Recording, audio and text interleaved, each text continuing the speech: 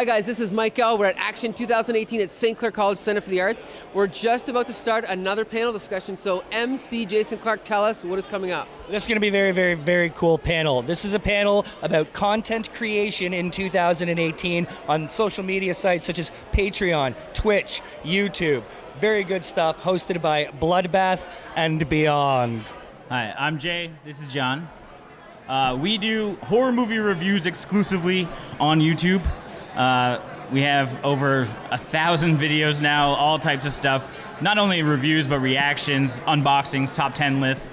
We do a little bit of streaming. And yeah, everything is centralized around horror movies. Right on. So it's a very niche audience. How long you guys been doing this? We've been doing this for 4 years now. So August will be coming up on our 5th year, right? Yeah, our 5th year. Yeah, Right 5th year on. this August. That's awesome. That's super fun. Anybody here into YouTube or doing their own kind of thing? Yeah? How did this begin for you guys? What inspired this outfit? It kind of started off with just trying to help a friend do something. He was a writer, uninspired, and he just wanted to do something. And we had always watched horror movies together, and then we're just kind of like, hey, Andy, let's go make a show. Right. Well, it was going to be a podcast, and then I realized I had a camera, so why not turn it on? This YouTube thing is, it's Right. getting some good traction. Sure. We should try this out. And so we watched Sharknado. This is right when Sharknado came out. It's like, this is the perfect movie. Let's go and just try and tear this thing up. We didn't know how to actually review, so we were just batching it. We look back now, it's actually pretty good. Yeah, we were pretty negative back in the day. I mean, it's tough because when you start your channel, the only way to really do it is you look off of other people's channels to be like, this is kind of the idea you want to go with. So when we started, we were pretty cynical. So we were more like angry video game nerd or nostalgia critic. But as time went on, we kind of grew into our own. So our early videos were pretty negative, but we're like, why are we being so negative? We these love movies, this yeah, genre. this stuff is great. So we flipped the script pretty much a couple months in, and we haven't looked back. That's a big part of anything you're doing, whether it is a podcast or whether it's a YouTube show, is that organic evolution of letting it become itself, right? Exactly. Did you guys have any kind of background in doing any of this? Or? So I actually went to the University of Windsor for the film program. So I studied in Windsor, worked in the industry for a bit, and then so my background's in video. Right on. Yeah. No. No? I liked horror Yeah. movies. Yeah. I used to rap back in the day, and I just had cameras that I used to make my own shitty little vlog-style rap videos with. Right. I'm like, a T2i, doesn't even have a screen on it. Let's go. Right on. Has a 6-minute recording time. Okay, we just have to time on my iPhone 3GS, okay. We got it.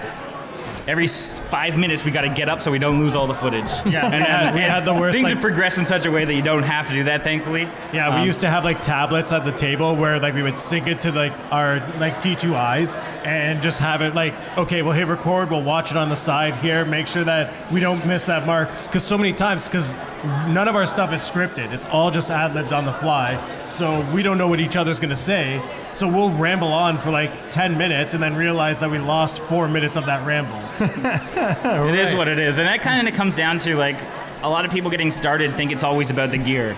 And it definitely is not. I watch and subscribe to and watch almost all the time people that shoot on an old iPhone or just a really bad quality, but I like the content. It's all about the creator themselves and what they have to say, and I value their opinion more so than I value the quality. Right. And so it all starts with the content, with the good content, and then as you go, you learn about equipment and you'll methods, grow over right? time. As we started off with Canon T2Is, we each had one. There was 3 of us on the show. We each had one, and we just had a basic Rode microphone that we just set up. And as things went on, now we shoot with the Panasonic GH4. We're looking at getting the GH5. We've got a whole boom pole shotgun. Right. it seems more like a production now. Yeah. Full on lights. But it didn't matter. We grew our audience well before we had enough money to buy any of this gear. Sure, they kind of come hand in hand to a certain extent, right? So do you where's the studio? Shoot in the basement? The studio is. What do you do? So we shot in my roommate's basement, and I feel terrible about it because he just bought this townhouse. I was living there for a bit when I was going to college for web design, and I just stayed in his basement, and I'm like, can I paint this wall green? He's like, yeah.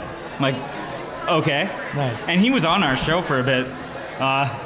he wasn't a horror fan, and so as we, I wouldn't say necessarily grew egos, but we grew an audience that demanded actual reviews. And if he's not someone who likes horror, then he probably shouldn't be on the show, so we had to boot him a little bit. And we rolled there for like 3 years after that.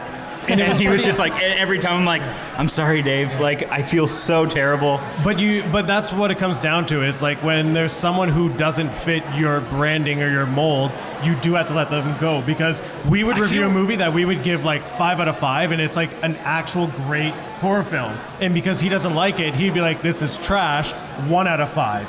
So like our audience would look at him and be like, who is this guy? Yeah, who is this guy? You don't know what you're talking about. Why would we value your opinion? So it would tarnish our opinion. Right. So sometimes you have to make that choice to be like, listen, it's nothing against you. It's just you're not what our audience wants to see. And it's so it's about listening to the audience, but also making sure that you stay on like what your main goal is. Our goal was to promote horror movies. Right. If we have somebody that's not promoting horror movies and bashes 100% of them, you gotta tweak some things. Yeah. To follow that up, we actually I moved into a new apartment, and thankfully we have like a bunch of Patreon supporters. So I was able to get a bigger house with an extra room. So I turned my master bedroom into our studio. Awesome. So I bought like a new green screen setup, so I can't paint the wall, unfortunately. But Right. green screen setup, and Yeah. Speaking as like for solo creators, most people don't have like multiple people. It's just like you need to make sure that you can manage the workload also. I think that's a huge thing. So like when growing any kind of audience, whether it's Twitch, whether it's YouTube, it's making sure if you have a schedule of videos. So we re-release one on Tuesday and Saturday. We tried to do Tuesday, Thursday, Saturday. We couldn't do it. It was just way too much, like the editing and all that. And once you fall off, if you miss a day, your audience is like, hey, where's the video? Mm-hmm. We expect this video, and you need to show up for your audience. And you don't want to also, you don't want your whole life to revolve around it, even though it ends up that my whole life revolves around it. And like a good way to do it is schedule yourself for when you're filming. So we'll film on a Saturday, we'll knock out 3 episodes. So then we can like bank episodes for like an example when we go to a convention. Like yesterday would have been our filming day, but we're not filming right now, but we've filmed 3 episodes so we can bank it and put something out. Yeah, absolutely. Yeah, and cons are great for that, because whenever I have a con like this, it's like 3 episodes of my podcast covered. I so think that's 3 weeks I don't got to record. If you have the option to bulk record, it makes it everything so much easier. And making sure you have like a Google Calendar with what you need to drop, when you need to edit or something like that, and just make sure that you're organized so that you don't miss a beat. And you're going to learn over time. When we first started, we would record. So we would watch a movie, hour and a half, get some drinks made, about 15 minutes, set up another 15, and then review for an hour to an hour and 20 minutes. So now, for a 7-minute for review. a 7-minute review. Just because we're rambling. But now, you grow, you learn what you're going to say, you know what you're going to say. So we do it now. We watch a movie, hour and a half. Our drinks are already prepared. The studio's already set up. So it's like takes up 5 minutes, and we can knock a review out in 15 minutes. And it's just like get more concise. You learn How many platforms are you guys on? So the main base is that you're a YouTube channel. Okay. And then Instagram, Facebook, which is trash, by the way. Now I'm not super familiar with something like Twitch. Twitch is live streaming, so I do that solo as just like a gamer. I play a lot of Overwatch and Fortnite. Kind of a separate Probably the thing worst to do, games to play on Twitch because they're so oversaturated. But hey, I'm learning how to hustle. But now you got it down pat, where I'm working on Tuesdays you'll do live edits of our episodes, so it kills time. I'm working it into my Twitch stream. Yeah. So it's like, usually, so I stream 4 days a week, sometimes 5. So I do Monday, Tuesday, Thursday, Friday. But I realized that I just was getting overwhelmed. I'm like, I did this so that I can have a break from editing YouTube videos. And then I'm like, but now it's so weird because I set a schedule so that I can have downtime to play some Overwatch. Right. And it's just like, well, now I have no time to edit. So did you learn all this stuff? Because you said when you started, like, you didn't have any background or any of this. So So our first videos is just like all jump cuts. Just sitting at a table, jump cut, jump cut, jump cut. Then I'm learning, like, hey, this looks like trash. People are yelling at me in the comments because it's driving them nuts. Let's throw some movie clips over it. Oh, you can't put that much movie clips because you hit with copyright. Okay, shorten that. Figure out how much you can show, how much audio you can show in a video, and how can you properly defend yourself against YouTube or like YouTube copyright, and make sure that you're playing within the lines of the fair use. Yeah. How much did YouTube figure into learning to use YouTube? Because I mean, for me personally, my podcast, over like the last 7 years, and learning the stuff that comes off of that, like I could barely use Facebook when I started. Now I've had to learn to build websites and RSS feeds and all this, and a lot of that was many sleepless nights on YouTube. Exactly. Watching tutorials. That's exactly how I learned how to edit. It's just like watching things like Film Riot for short films back in the day, learning how to edit music videos, and just like, okay, I have Premiere. You make that investment. It's like when we were scraping change, it's just like, this is all the money that I have to buy Photoshop. Right. I need Creative Cloud. Let's go. Yeah. And like, these are the types of softwares that you don't necessarily need right away, but it is nice to have. Like, especially with Photoshop, branding yourself is really important. So custom thumbnails. When people see your thumbnail on the side of the recommendation, we have it set up the same for every single one. So they don't have to look at the name to go to our channel. They see, oh, that's a Bloodbath video right there. Let's click that because we want to watch these guys. And then even doing micro branding inside of that, where you have different thumbnail looks depending on the type of video. So we do series where we review retro stuff, which has a different look. It even has different graphics inside. Okay. So it's like, so we focus on horror movies. A lot of people wanted us to do a bunch of 80s horror movies, but we like promoting the indie guys. Sure. Not saying we don't like 80s horror movies. We love them, in fact. So we created a whole show just dedicated to that, to bring in that audience. Awesome. And then we have our indie stuff too. So that's what's cool too about like content tiers. Right. Is making sure so you have the popular videos, which are going to be top 10 lists or reaction videos for some freaking reason. Yeah. You have these tentpole things that will bring in viewers. Then you have the main stuff.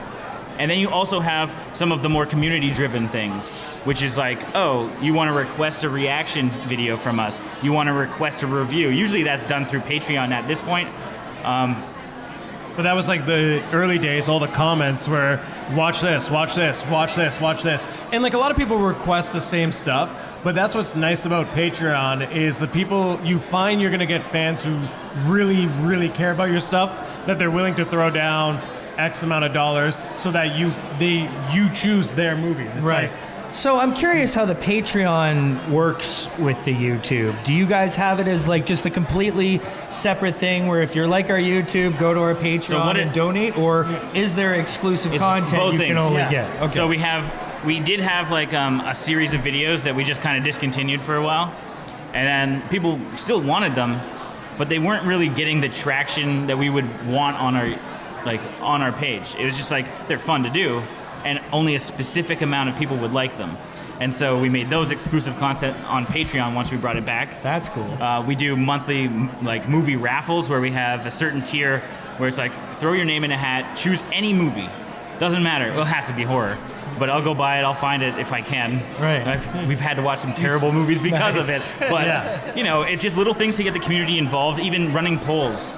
Like saying, what should our next review be? And you see that with like cosplayers, what should my next costume be? What can you do? Like, it's all about like figuring out what the audience wants and how can you best interact with them. A lot of people want to watch movies with us. So, okay, jump on the Discord server, we'll do a video chat. Cool. And we'll set up a movie night, And it's really important that you do stay in touch with your audience. You need to comment. Because you have to respond and you have to be polite about it. Like, people are going to be dropping, like, there's going to be trolls out there. People are going to be dropping a lot of negative comments. And the biggest thing to do is not fight back the negative. Like, sometimes if you just comment on them, they're like, I'm sorry for being such an asshole. I love you guys. I just wanted you to respond. It's like, okay. And some of those people have turned around and like have been supporters on our Patreon more than many. I have like my main person that's on my personal Twitch channel was a troll. on my Facebook page. Yeah. I'm like, you're an asshole. I don't like you. And he's like, thank you so much for responding. This is great. And now he's there every single day. He subs, he donates.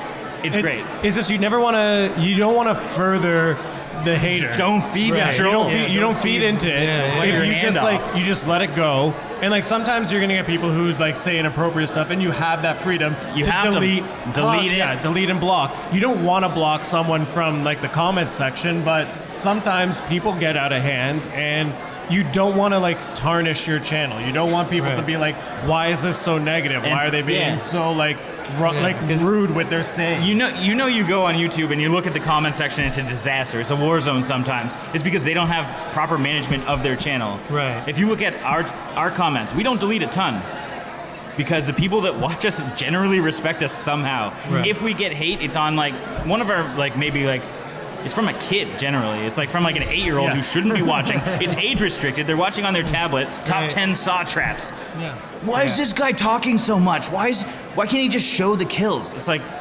because that's illegal. I can't just do that.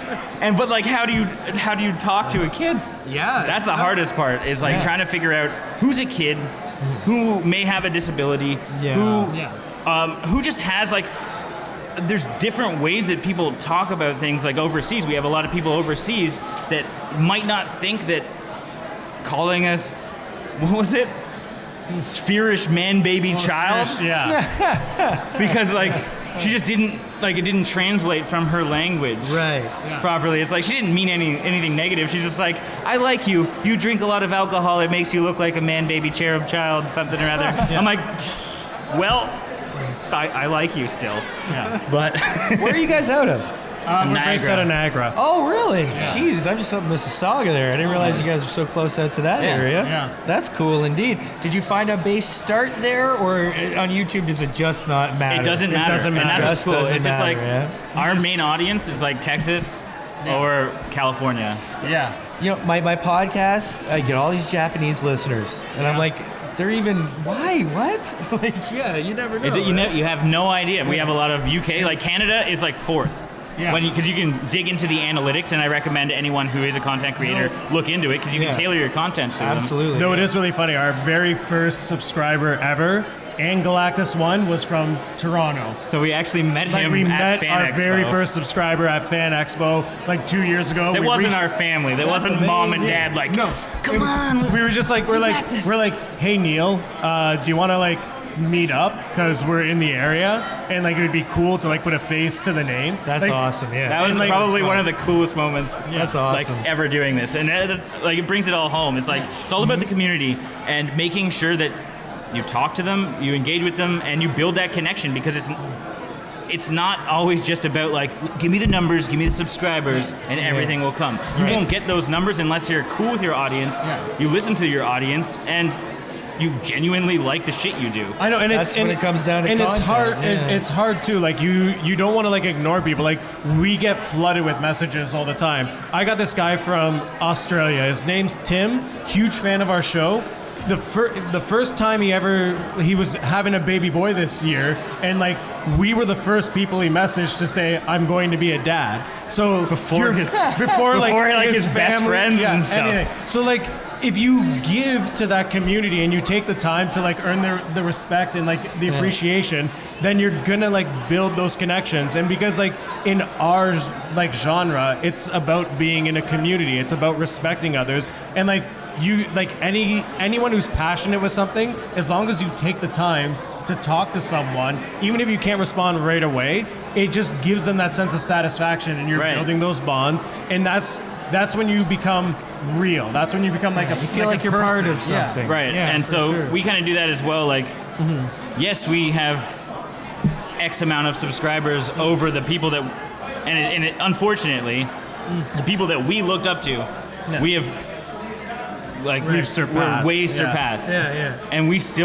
do collabs with them. We'll put them on our channel. We just did like a horror showcase where we just said, I'm looking for channels that are under 1,000 subscribers right now, and we want to get you over that, including like somebody's local, and it's just like they'll get 300, 400 subs overnight, and it's just like, holy shit, what that's just fun. happened? Yeah, And like- it's cool because we were there. we didn't have that opportunity, but like in the back of our minds, we're like, oh, it would be awesome if this person was able to put us up, even if they were just like 1,000 sub channel. Like we're only 40 at the time. It's like, come on. It took us, like as far as growth is concerned, don't worry, it comes. If you continue to be real, and that sounds so fucking cliche. No, it's I hate those movies. No, it's totally the like truth. I watch videos on YouTube like how to grow, or I used to, and it's just like, what should I do? And everything starts the same. It's just like, be real and just build. But people are looking for like the building blocks to success, and it really is just. It sucks regurgitating it, but it is just. It's also a new do field. what you Everybody's love, dude. learning all these new medias, right? They're less than 20 years old. It's like, you know, and try not to get discouraged. Like we Don't look at numbers. Don't look at numbers. Like when we see like a lot of red for months, it does feel bad, but like at the end of the day, we love watching horror movies and we love talking about it. So, and we know that there's at least 100 people in that first hour that are going to want to hear what we have to say, and we're going to want to talk to them. I hope. So you just want to do what you love. Like at the end of the day, don't care about the numbers. Like if once this becomes something about making money, that's when you're doing it the wrong way. Yes, absolutely. Kind of. I'd like to note on that. So we don't make a ton of money, first of all. Well, we make some money, reasonable amount of money. We don't make full-time income from YouTube. Right. But there are ways to structure your YouTube channel around a business. I mean, even if it is leveraging Patreon for certain stuff, if it's courses, like if you're really good at what you do, like I watch a couple people that just have courses and workshops that you can, that they'll sell on the side, and that's great. And so you can make a ton of money. Don't rely on AdSense, I think, is the biggest thing. Yeah. It's like, don't rely on ads because it's so inconsistent. Perhaps that's because we have the most questionable content on fucking YouTube. I swear consistently we show blood and guts, and some of my editing skills when it comes to showing nudity is off a little bit sometimes. There's a few times where I've messaged him after an episode drops. Like, did you mean to do that? Did you forget to put that little like Gaussian blur? 1,000 comments of 306, 306, 306. Yeah, don't watch. Okay, we get it. Thank you. Nice. I miss a nipple.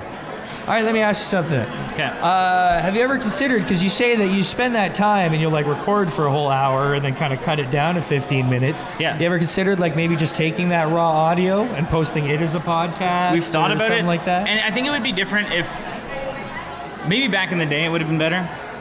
Now, if we misspeak, it's really just us figuring out a better way to convey to the audience that makes more sense.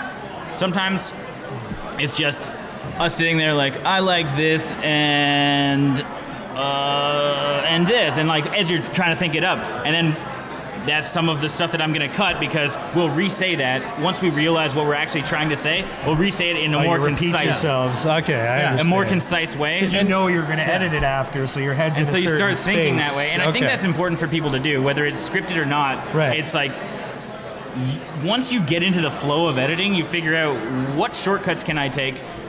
And like, how can I make this way easier to edit? Yeah. It's just so.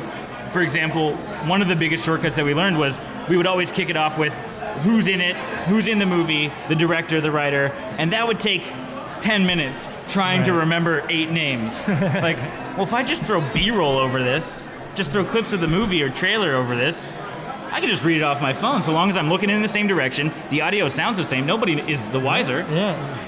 It took way too long before we figured that out. Nice. But so we do have some outtakes and bloopers of people just like screwing names up. In fact, we went to a convention in Texas where one of the actresses, our middle host, mispronounced her name. I love her, so I'm already nervous approaching her. She's like, Bloodbath Beyond? F you. Like, where's Colin? Where's Colin? Where's this guy Colin? He doesn't even know who I am. Nice. And even on the autograph that I paid for, like, just like, I love you, like, please sign this thing. She's like, F Colin, I love you. I'm like, okay. Yeah. That's personalized, but she's... It's so weird that, remember when we were kids, growing up just watching television? And now, I have a 7-year-old son. And he's hardly ever watched television, like cable television. He's grown up on YouTube and Netflix and stuff. So, but he, in the past year or so, he so badly wanted to, I helped him start his own YouTube channel. That's because he's a cool. hardcore Roblox, Minecraft gamer. Oh, here typical kid, right? And he's really, Dan TDM, they all worship him and stuff. So he wanted to do his own thing. So, I helped him make a banner and set up the thing, and he's made a couple little videos and stuff. But imagine when we were back watching TV. Imagine if you could have had your own channel on that TV that I'm you actually grew up watching. Now that they actually can, it's kind of a crazy thing. It goes both ways though. It's great. You know how many cringe compilations I'd be in? I don't want that. I'm so glad that I wasn't a kid and grew up all in front of the camera. That would be ridiculous. Yeah. It's such a weird, Your different kid who's gonna be playing Roblox right now. 10 years when he's a successful YouTuber, somebody's gonna be cutting his old footage into something. Oh yeah, definitely. But it's footage that I originally cut, and they just play with that. It becomes memes in itself when he's streaming on Twitch. It's so weird because when he's a kid and you say, "What do you want to be when you grow up?" He says, "I want to be a YouTuber." That's an actual. That's so sick, and that's the thing. And it's so accessible. Option. Buy a webcam.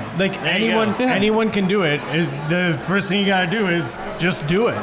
That's it. Yeah, you need a Gmail account, and boom, you got a YouTube channel. Yeah, that easy. It's crazy. Get your Google Plus account, and you're ready to go. Yeah. So, did you guys have to bring in lots of side help for things like graphics, or you all figured it all out yourselves? I was I did graphics a lot, through the MySpace days. I was making mixtape covers for rappers. Right. And then I just already knew how to make graphics. I learned how to edit through making the rap videos. Yeah. I went to college to make websites. Yeah.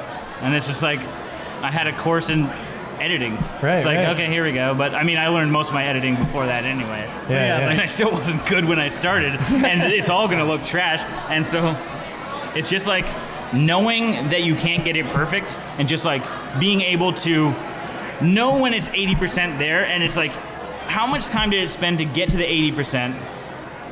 How long is it going to take to get from 80 to 100? Right. It's you're going to nitpick the shit out of things for way longer than it took you to get to 80%. It's do the 80%, figure it out next one. Right. And totally. And another thing people really need to take into consideration is using the proper tags when you're uploading your videos, proper titling, video descriptions, and on top of that, if you have 100 subscribers, all 100 of those subscribers are not going to get you those 100 views right away, because the YouTube implemented the bell, the notification. So you got your notification squad. If you subscribe to a channel and you don't click that notification, you don't know when a video is uploading. Not all of them. And you don't know what's happening. So you have to realize that you're not going to get you may have 1 million subscribers. You're not going to get 1 million views right away. Right. Take even PewDiePie into consideration. Right. Biggest guy on YouTube, 60 million subs, 4 million views a video. Yeah. 4 million is crazy. But when you look at the 60, he has 60 versus it's so minuscule. Yeah. And so sometimes we'll get a tenth of our audience to watch a video. Right. And it is discouraging, but once you realize it's just the nature of the beast. Look at some of your favorite creators that have 10 million even that get 400K.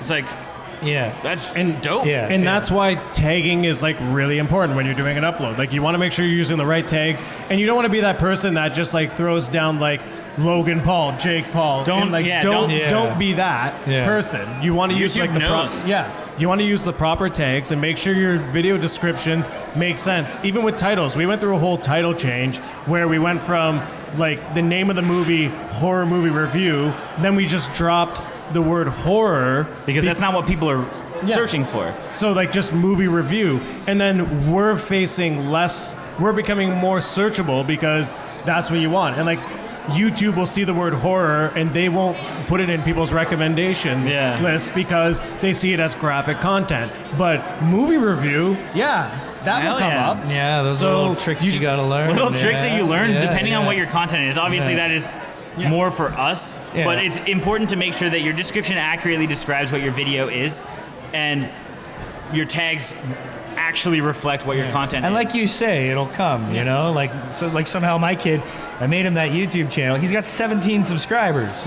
it's like He's some some kid 17-year-old with like somewhere. the worst little video, but 17 human beings Yeah. were like, cool. You're supposed to build him up. I'm trying. You better not be I am. I'm watching saying this. that's what's amazing. He's you playing know? an oversaturated And they'll slowly game, my keep friend. going. All right, Get him on Twitch, streaming 6 days a week. Can I end this on a recommendation for you fellas? Okay. Right over there is a booth, SourcePoint Press Publishing.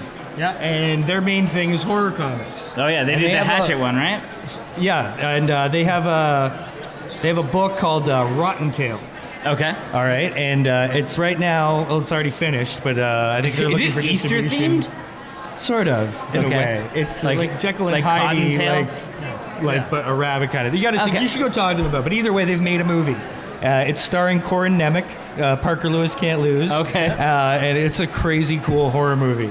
All right. You guys, you just said you do indie stuff, so Yeah. I recommend, here live that you guys get your hands on Rotten Tale and give Okay. that a review. I just want to let YouTube know that we get thousands and thousands and thousands of requests. Right. I don't know. I'm just staking this one. No, I'll check it out. That's cool. But either way, guys, thank you so much. Obviously, it's Bloodbath and Beyond is the channel. It's- Ridiculous branding. Yeah, we'll we're get just sued to shit one day. Yeah. But Yeah. we have a You're in backup Niagara. plan. No one will notice. I hope not. Yeah. One day. What about the social media tags, though? What are your handles on everything? Is it all Bloodbath and At Beyond? Bloodbath_TV on Twitter and Instagram. I think also on Twitch it's Bloodbath TV, Facebook Bloodbath TV, Bloodbath.tv. Right on. Yep, we got a booth just right over there. If anyone wants to come by and have any other questions, we're here all day. And Twitch. Check out my supreme Widowmaker skills at Killsbury Poneboy. Or see him play Fortnite. You just gotta. I just leech brand names off of other companies. I think Killsbury. Check me out. It works. Guys, thank you so much for hanging out and presenting these people with some amazing information. Everybody check out Bloodbath and Beyond. Thank you, fellas. Thank you, everybody. Thanks so much. Thanks so much. Thanks. Right on.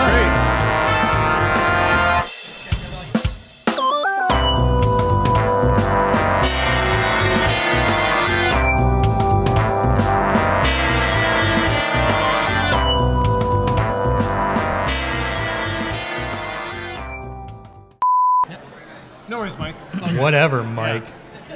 It's not like it's your convention or anything. Yeah. Jeez. So rude. We all know it's Jolie's.